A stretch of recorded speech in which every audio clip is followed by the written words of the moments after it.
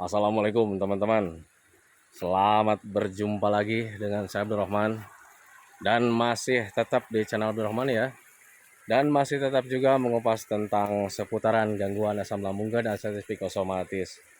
Nah, di season kali ini saya akan mencoba menjawab pertanyaan yang ada di kolom komentar di video sebelumnya ya. Di video yang kemarin teman-teman ya. Karena ada yang bertanya tentang seputaran sensasi perut kayak macam koclak atau seperti itu teman-teman ya. Jadi perut seperti kayak koclak itu perut kita itu semacam ada cairan, kemudian cairannya itu sangat terasa sekali teman-teman ya. Nah itu nah, makanya bagi teman-teman yang mempunyai sensasi seperti itu, tolong tonton videonya sampai habis, jangan di skip, biar kalian nanti mengerti, biar kalian nanti paham, dan ketika mengerti dan paham kalian bisa menanganinya dengan mudah. Nah itu teman-teman ya. Nah makanya tolong tonton videonya sampai habis, jangan di skip. Dan kemudian seperti biasa ya, bagi teman-teman yang baru bergabung, kalau seandainya kalian mau bertanya tentang seputaran gangguan asam lambung dan psikosomatis, alangkah baiknya kalian tonton dulu video-video saya sebelumnya. Karena untuk seputaran gangguan asam lambung dan psikosomatis, semuanya sudah saya share. Dari mulai cerita saya yang terkena gangguan asam lambung dan psikosomatis, kemudian merasakan 1001 macam sensasi yang sangat tidak mengenakan teman-teman ya, itu sudah di-share. Dan kemudian bagaimana cara menangani setiap sensasi yang hadir, itu juga sudah di-share. Nah makanya biar lebih jelas, biar lebih detail, alangkah baiknya kalian tonton dulu video-video saya sebelumnya. Nah itu teman-teman ya. Dan kemudian bagi teman-teman yang baru bergabung juga, seperti biasa juga, kalau seandainya kalian belum subscribe channelnya, mohon videonya itu di subscribe dulu. Karena untuk subscribe itu tidak memerlukan biaya, tidak memerlukan pendaftaran. Jadi subscribe itu adalah hal yang sangat mudah sekali bagi teman-teman lakukan ya. Jadi teman-teman itu cukup memijit saja tulisan subscribe, biar kenapa? Jujur ya, biar videonya itu cepat berkembang dengan baik. Dan kalau seandainya videonya itu berkembang dengan baik, sudah barang tentu itu akan menambah semangat tersendiri buat saya untuk terus nge-share tentang seputaran gangguan asam lambung dan psikosomatis ini terhadap kalian. Kemudian yang lebih penting dan yang lebih utamanya, tekan juga tombol lonceng sama tombol like-nya ya. Biar kalian itu dapat notifikasi atau pemberitahuan video saya yang terbaru. Karena saya itu akan terus nge-share tentang seputaran gangguan asam lambung dan psikosomatis ini terhadap kalian, dengan tujuan semoga saja videonya itu menjadi wasilah atau jalan keluar bagi kalian yang sedang mengalami gangguan asam lambung dan psikosomatis hingga membaik ya, apalagi sampai sembuh total. Amin ya robbal alamin. Nah, mohon maaf teman-teman ya. Ini pembawaannya agak ngos-ngosan teman-teman ya. Karena barusan saya sudah jalan dari ujung sana tuh. Kelihatan nggak ya? Nah, dari ujung sana tuh. Dari rumahnya Kang Yosep teman-teman ya, tujuannya ya hanya sekedar olahraga. Karena kemarin itu saya sudah sakit teman-teman ya. Saya sudah sakit demam, batuk, pilek, kemudian meriang lah gitu teman-teman ya. Nah kemarin itu sudah sehat alhamdulillah, dan sekarang juga sudah sehat. Nah makanya sekarang itu saya kembali olahraga lagi teman-teman ya. Dan barusan dari rumah Kang Yosep itu orangnya nggak ada, akhirnya balik lagi. Udah jauh-jauh tuh saya naruh motor di atas sana, ini di atas sana, kemudian jalan sampai sana tuh, sampai ujung, nggak kelihatan silau tuh sampai ujung sana teman-teman ya. Tahu-taunya orangnya nggak ada. Akhirnya balik lagi ke sini. Nah makanya sekarang jalannya atau napasnya itu agak ngos-ngosan karena memang kecapean teman-teman ya, tapi nggak apa-apa. Yang namanya olahraga ya pasti begitu teman-teman ya. Kalau seandainya nggak mau ngos-ngosan ya diem di rumah gitu teman-teman. Tetapi sialnya tuh untuk orang-orang yang terkena gangguan asam lambung dan psikosomatis, olahraga nggak olahraga biasanya napasnya suka ngos-ngosan teman-teman ya. Karena lebih didorong dari anxiety disorder. Padahal dia itu nggak olahraga, kurang aktivitas, tapi kenapa napasnya ngos-ngosan? Ya karena didorong dari anxiety disorder. Kecemasannya masih berlebih teman-teman ya. Dan cemas itu bisa membuat napas kita itu ngos-ngosan. Padahal itu cuma bentuk respon tubuh saja. Sebetulnya seperti itu teman-teman ya. Nah kembali lagi ke topik utama teman-teman ya. Di video yang kemarin itu ada yang bertanya, Pak, katanya pernah nggak Bapak ngalamin perutnya itu terasa koclak ya? Jadi bagaikan balon atau botol yang ada airnya di dalamnya. Jadi kan kayak macam koclak, kayak macam begitu, teman-teman ya. Dulu saat terkena gangguan asam lambung dan psikosomatis, saya pernah mengalami hal seperti itu, teman-teman, dan ketika tidak memahami ya jujur saya juga sempat kebingungan. Kenapa ini perutnya kayak macam begitu gitu, teman-teman ya, kayak macam cairannya itu yang ada di dalam lambung kita itu kayak macam tumpah-tumpah, teman-teman ya. Nah, kenapa bisa begitu gitu, teman-teman ya? Itu sebetulnya lambung kita itu ada cairannya, teman-teman ya. Dan itu cairannya itu cairan yang normal dan wajar, dan itu memang pada hakikatnya lambung kita itu ada cairannya, teman-teman ya. Nah, tetapi kenapa cairan itu kayak macam yang tumpah-tumpah? Ya karena lambung kitanya itu banyak gasnya, teman-teman. Jadi kita bayangkan sajalah, salah satu contohnya begini, teman-teman ya. Jadi lambung kita itu kayak macam balon tuh. Tapi ada cairannya gitu kan, teman-teman, yang namanya itu cairan asam lambung. Nah, kalau seandainya balonnya kita tiup, ada gasnya gitu, teman-teman ya. Sehingga ketika kita bawa jalan gitu, teman-teman, kayak macam cairannya itu kayak macam yang teplok-teplok gitu, teman-teman ya. Nah, itu saya memahaminya ke sana gitu, teman-teman ya. Nah, makanya dulu ketika mempunyai hal seperti itu, mencoba memahami ke sana, dan akhirnya alhamdulillah tidak mengalami kebingungan dan ketakutan.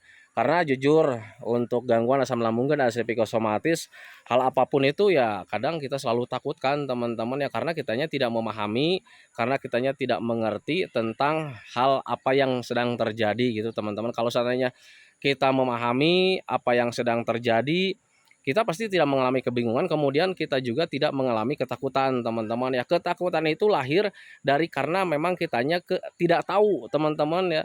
Karena kitanya tidak paham apa yang terjadi, sehingga menimbulkan pemikiran-pemikiran yang negatif. Nah, ketika mempunyai pemikiran-pemikiran yang negatif, kemudian hal-hal yang negatif itu tidak kita inginkan, ya pasti cemas ya. Nah, itu teman-teman ya, saya mencoba memahaminya ke sana dulu saat terkena gangguan asam lambung dan psikosomatis. Nah, makanya usahakan untuk orang-orang yang sedang terkena gangguan asam lambung dan psikosomatis, ketika mempunyai sensasi apapun, pahami saja. Biar kalian itu ya tidak mengalami ketakutan, kemudian bisa berpikirnya itu wajar gitu, teman-teman ya. Aman? Itu tadi cenah kageret. Mohon Keur ngarit. ngarit. Hati-hati atuh, Nang. Lagi nyabit rumput dia itu. Tangannya kena sabit. Ada luka sedikit. Tapi ya lumayan lah, bikin berdarah gitu, teman-teman ya. Nah, itu teman-teman ya. Jadi kembali lagi buat teman-teman yang bertanya, Pak, apakah Bapak mengalami perutnya itu koclak-koclak seperti itu? Saya mengalaminya, teman-teman, dan dulu mengalami hal seperti itu lama, teman-teman ya. Karena selama ada lambung selama lambung kitanya itu banyak gasnya, kembung tuh perutnya ya. Lambungnya kembung, kemudian di dalam lambung kita itu ada cairan asam lambung ya. Kalau seandainya jalan itu kayak macam tumpah-tumpah gitu, teman-teman ya. Kayak macam tumpah-tumpah, dan ketika tidak memahami ya bingung juga sih sebetulnya. Nah, itu. Nah, sekarang bagaimana sih cara menanganinya gitu, teman-teman ya? Ya buang gasnya biar kita itu lambungnya tidak kembung juga gitu, teman-teman ya. Biar lambungnya itu tetap stabil, dan ketika tetap stabil, perasaan atau sensasi seperti itu nggak ada sama sekali, teman-teman ya. Tidak ada sama sekali. Nah, sekarang bagaimana? Kemana bergawe? Gawe mah. Benar-benar ya, video. Nah, itu teman-teman ya. Nah, sekarang bagaimana cara mengeluarkan gasnya? Usahakan persering minum, minimal 8 gelas dalam sehari, jangan sampai kurang.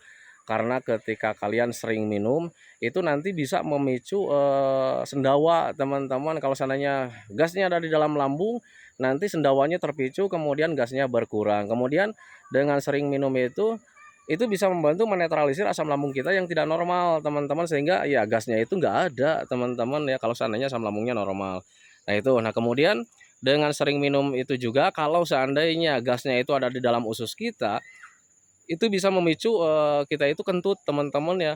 Karena untuk sendawa dan kentut, untuk orang-orang yang sedang terkena gangguan asam lambung dan psikosomatis, itu sangat bagus sekali teman-teman ya, karena yang bisa mengeluarkan gas itu hanya dengan sendawa dan kentut. Kalau seandainya gasnya ada di dalam lambung, itu bisa dikeluarkannya itu dengan sendawa, bukan dengan kentut. Tetapi kalau misalkan gasnya ada di dalam usus, itu bisa dikeluarkannya hanya dengan kentut, bukan dengan sendawa. Nah itu teman-teman, makanya pahami saja ke sana. Jadi kalian gak usah khawatir ketika banyak gasnya. Saya tahu persis teman-teman ya, memang sih rasanya tidak nyaman teman-teman. Tetapi kalau misalkan kita pikirkan terus menerus gitu teman-teman ya, tanpa disadari ya, itu bisa membuat kita stres teman-teman. Dan ketika stres itu bisa memicu asam lambung kita itu nggak normal kembali teman-teman ya, karena yang memicu asam lambung kita tidak normal itu selain daripada makanan yang tidak sehat atau yang kurang cocok di lambung kita teman-teman ya, itu stres juga bisa menjadi salah satu faktor penyebab asam lambung kita itu menjadi tidak normal. Dan akhirnya ketika kita stres, asam lambungnya nggak normal-normal, akhirnya ya kembungnya itu ada terus. Kemudian ketika kembung terus, karena memang di dalam lambung kita itu ada cairan, ya kalau jalan itu kayak macam keplok-keplok ya. Nah itu teman-teman ya, makanya usahakan hindari juga stresnya. Jangan terlalu kepikiran lah gitu teman-teman, itu merupakan hal yang sangat wajar teman-teman ya. Yang tidak wajar itu buat diri kalian itu sebetulnya ketika ada sensasi sekecil apapun, kita tuh selalu kepikiran teman-teman ya, kalian itu selalu dipikirin gitu teman-teman ya. Nah itu sebetulnya kesalahannya seperti itu, sehingga ya bisa membuat kita stres teman-teman ya. Tapi ya saya juga tidak apa ya, tidak menutup kemungkinan gitu teman-teman ya. Saya juga tidak pernah menyepelekan, karena saya juga dulu ketika mengalami hal seperti itu ya sama gitu teman-teman ya.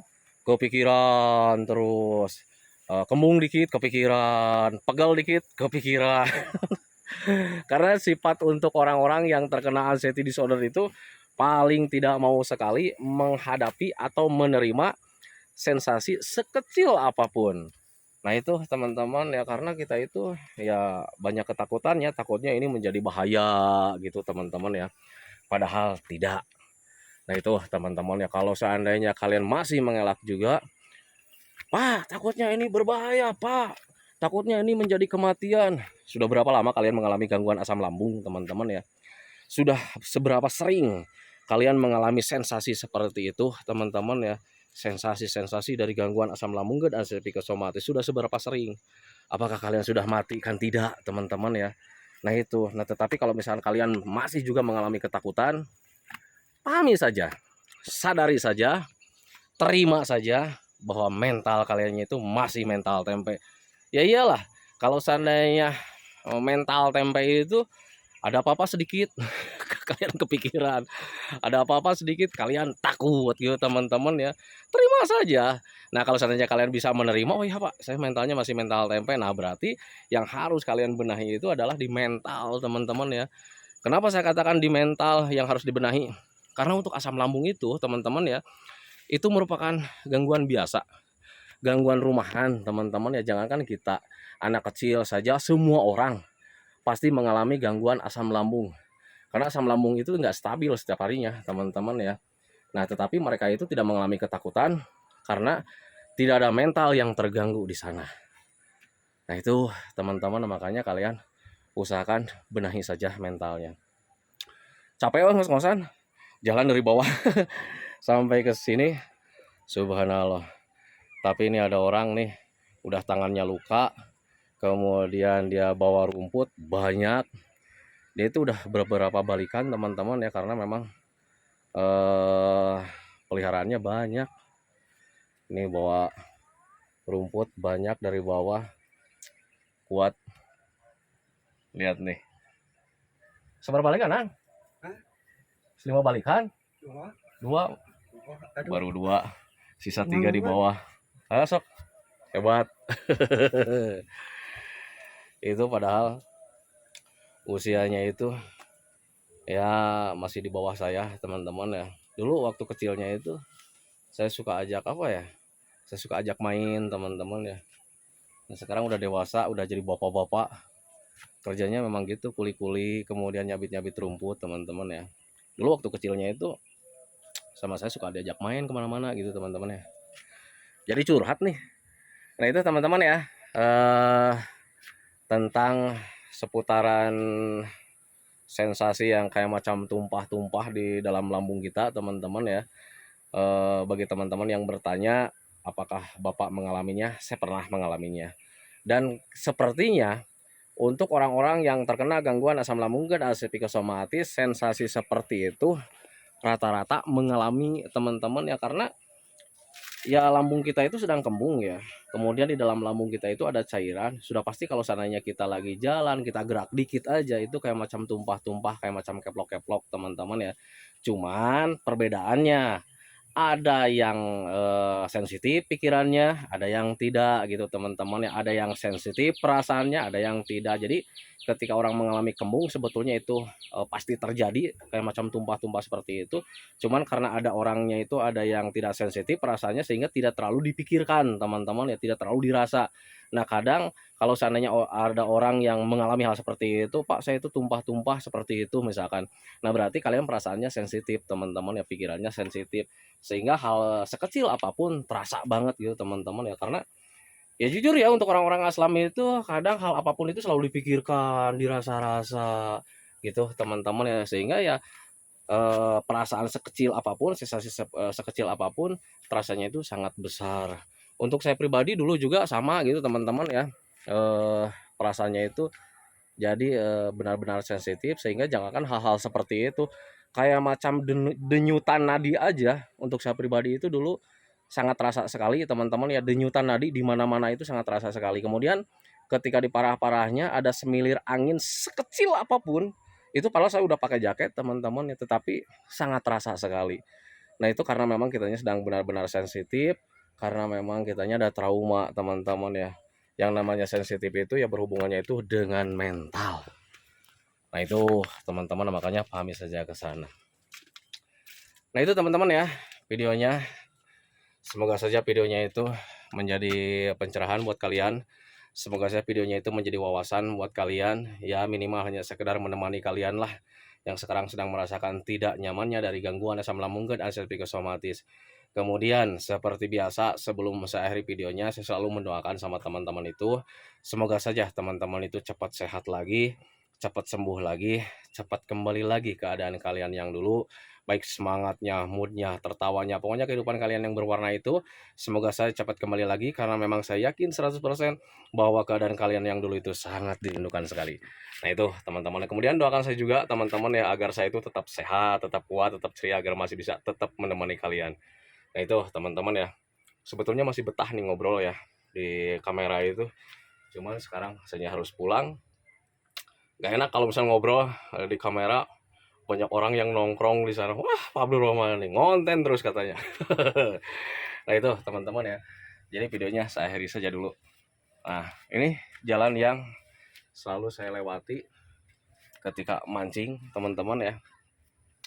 Saya jalannya agak mundur aja karena memang kalau seandainya kameranya dibalik itu ada noise teman-teman ya, matahari silau, jadi nanti gambarnya jelek. Nah ini nih, nah ini barusan saya jalan-jalan tuh sama si Akang tuh biasa yang sering nemenin saya. Kecapean dia tuh, lihat mana dia bawa pancingan tapi dapat ikan barusan teman-teman ya. Mana sih Kang, tahu nggak Kang? Jadi saya pergi ke rumahnya Kang Yosep, dia mancing teman-teman ya, dan dapat ikan lele satu, lumayan gede nih, ada sekitar seperempat lah, lumayan buat lauk pauk di rumah. Goreng Kang? Hah? Goreng katanya. Nih kalian yang sedang masih sakit nih, yang sedang berjuang dari aslam, jangan kalah sama Kang Deden. Kang Deden itu seberapa tahun Kang? Gila, 2 tahun. 2 tahun dia nggak bisa jalan karena terkena stroke teman-teman ya. Jadi bukan penyakit asam lambung, dia itu karena memang darah tinggi, kemudian dia terkena stroke, akhirnya 2 tahun dia nggak bisa jalan. Tetapi karena memang semangatnya gede teman-teman ya, akhirnya dia sekarang udah membandel lagi. Jadi jangankan untuk sawah-sawah teman-teman ya, candi aja dia langkahin teman-teman ya. Nah itu teman-teman ya. Ah ini Kang Deden. Oh, mangga. Nah itu teman-teman ya, share videonya teman-teman ya. Assalamualaikum warahmatullahi wabarakatuh.